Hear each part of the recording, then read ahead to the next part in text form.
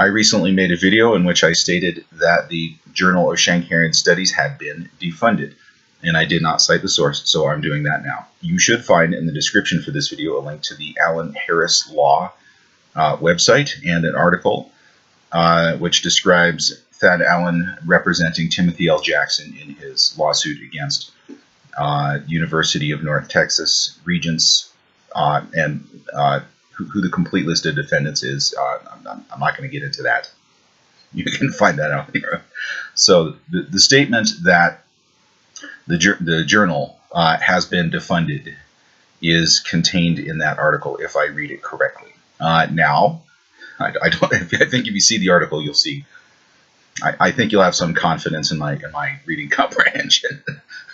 It's pretty transparent. But somebody asked me since that last video, how do you know that statement is accurate? Which to me is pretty funny, because it comes down to the question of can I trust Timothy L. Jackson, and can I trust Timothy L. Jackson's attorney? So I don't want to provoke too much trouble, but let's say, assuming there are other matters in which I cannot trust them, assuming that, for the sake of argument, this probably is not one of those points, those hypothetical points. This is an item which probably, in the due course of time, would be verified by the University of North Texas in one form or another. In the meantime, because of that assumption depending verification, it's my understanding that I have some right to treat the statement as accurate. I have the right to exercise good faith,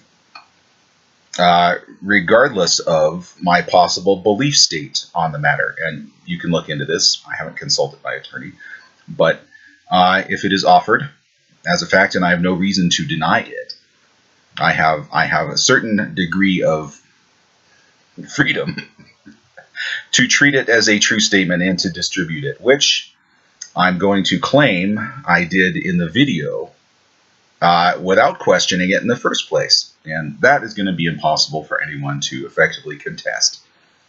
If you look at the video, it looks like I believe it in the video, doesn't it? Of course it looks like it. Okay, I don't want to belabor this point too much.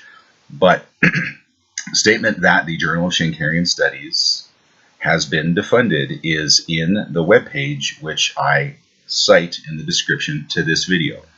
And if it turned out not to be true, and I had repeated it this much, that could be a serious problem for Jackson and or Jackson's attorney. So I'm kind of okay with that.